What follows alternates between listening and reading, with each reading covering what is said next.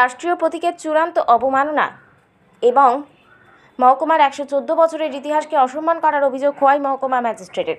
খোয়াই মহকুমার 114 বছরের ইতিহাসকে অসম্মান করা এবং ভারতের রাষ্ট্রীয় প্রতীক চিহ্ন অশোক স্তম্ভের ব্যাপক অপব্যবহার করা নিয়ে অভিযোগ উঠল খোয়াই মহকুমা ম্যাজিস্ট্রেট মেঘা জৈনের বিরুদ্ধে।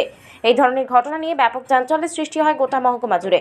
বিশেষ করে খোয়াই বার অ্যাসোসিয়েশনের সভাপতি তথা বরিষ্ঠ আইনজীবী ননীগোপাল দেবনাথ এই দুটি বিষয়ের উপর ব্যাপক ক্ষোভ ব্যক্ত করেছেন।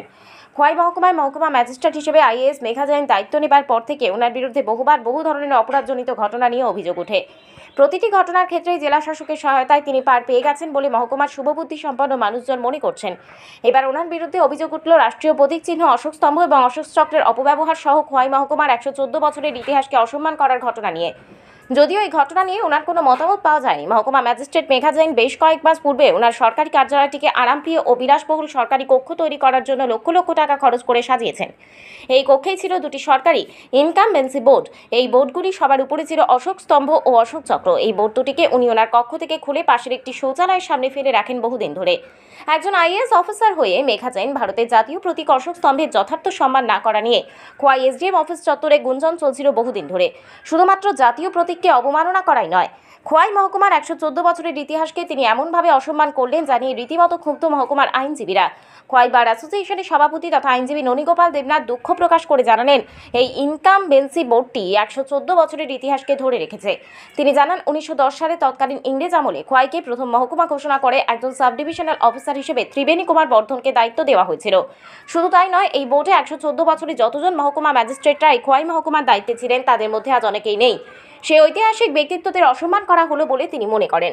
পাশাপাশি জাতীয় প্রতীকযুক্ত এই ইনকামবেন্সি বোর্ড শৌচালয়ের পাশে ফেলে রাখা মানে জাতীয় প্রতীক চিহ্নকে অবমাননা করা। আর এই বিষয়টি নিয়ে ভারতীয় আইন অনুযায়ী শাস্তির বিধানও রয়েছে। প্রবীণ আইনজীবী ননীগোপাল দেবনাথ এই ধরনের ঘটনার পরিপ্রেক্ষিতে বলেন, অবিলম্বে এই দুইটি বোর্ড মহকুমা শাসক কার্যালয়ে পুনরায় প্রতিষ্ঠা করা খুবই দরকার।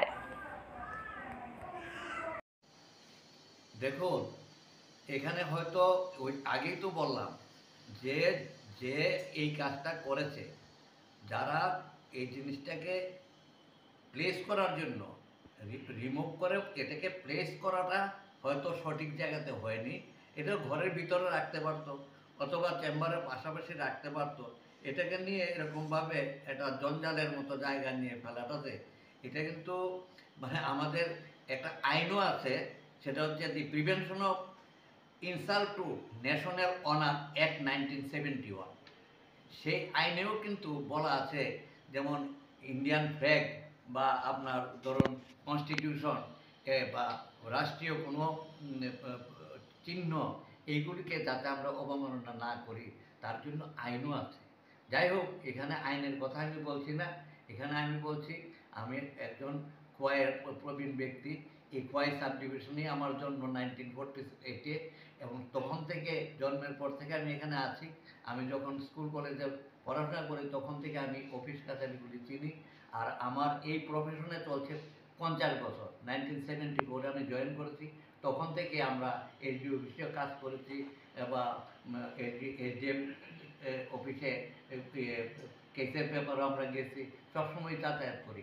ইদানিং এটা আপনাদের মারফতে মানে অবগত হয়ে সত্যি আমি খুব মানসিকভাবে আমি একটু আঘাত পেয়েছি।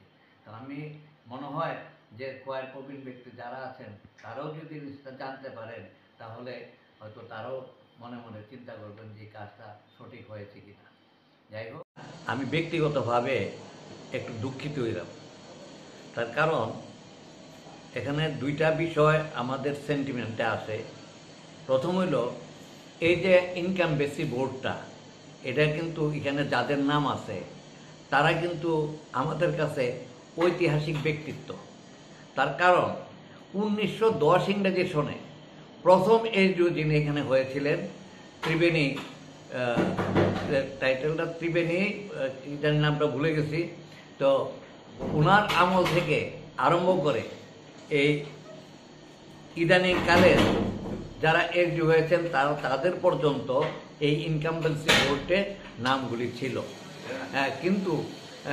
কিন্তু দেখা গেছে যে এই এখন আপনাদের কাছ থেকে শুনলাম যে এই ইনকামবেন্সি বোর্ডটাকে সরানো হয়েছে বর্তমানে এসডিওর আমলে। সরানোর পরে তাতেও আমার সেন্টিমেন্ট হতো না, কিন্তু যখন আমি শুনলাম যে এই বোর্ডটাকে এমন এক জায়গায় রাখা হয়েছে যার পাশেই শৌচালয়, তবে এই ব্যাপারে আমার মনে হইতেছে যেটা এসডিও সাহেবের দোষ না, এখানে হতে পারে যারা এটা সরিয়ে নিয়েছে, যে কর্মচারীরা কাজ করেছে তারা হয়তো এটা গুরুত্ব সম্বন্ধে ওয়াকিবহাল না, যার জন্য এই কাজটা তারা করেছে। তবে আমি আপনাদের মারফতেই অনুরোধ করব যাতে এই ইনকামবেন্সি বোর্ডটা মানে আবার এটাকে যথাস্থানে দেওয়া যায়। তার কারণ আমাদের এটা একটা খোয়াইবাসীর সেন্টিমেন্ট। আমরা খোয়াইবাসী যারা আছি, বিশেষ করে আমরা যারা লয়ার্স আছি বা আমাদের যারা এই এসডি অফিসের কর্মচারী যারা রিটায়ারমেন্ট হয়ে গেছেন, যারা অনেকে যারা রিটায়ারমেন্ট হয়ে গেছেন, ওনাদের নামগুলি এখানে ছিল। কাজে ওনারাও যদি এই জিনিসটা জানতে পারেন, আমার মনে হয় মনে অত্যন্ত ব্যথা পাবেন। কাজেই আমি আপনাদের মারফত জানাচ্ছি যে মাননীয় এসডিই বলুন বা ডিএমই বলুন বা অন্যান্য অফিসারই বলুন, এই ব্যাপারটা একটু লক্ষ্য করে যাতে এই জিনিসটা একটু সংশোধন করে আবার ইনকামবেন্সি বোর্ডটা অন্তত দেওয়া যায়, সেটা হলে আমার মনে হয় ভালো হবে এবং আমাদের যে মনের যে সেন্টিমেন্টে যে আঘাত লেগেছে সেই আঘাতটা আমরা কিছুটা পূরণ করতে পারবো। এই বোর্ডটার মধ্যে তো জাতীয় প্রতীক হিসেবে অশোক স্তম্ভেরও একটা চিহ্ন রয়েছে, তো সেই হিসেবে এটা অবমাননা হয় না?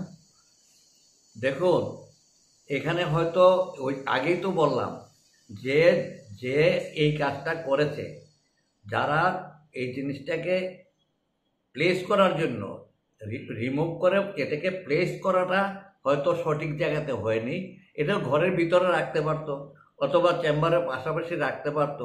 এটাকে নিয়ে এরকমভাবে এটা জঞ্জালের মতো জায়গা নিয়ে ফেলাটাতে এটা কিন্তু মানে আমাদের একটা আইনও আছে, সেটা হচ্ছে the prevention of insult to national honour act 1971। সেই আইনেও কিন্তু বলা আছে, যেমন ইন্ডিয়ান ফ্ল্যাগ বা আপনার ধরুন কনস্টিটিউশন বা রাষ্ট্রীয় কোনো চিহ্ন, এইগুলিকে যাতে আমরা অবমাননা না করি তার জন্য আইনও আছে।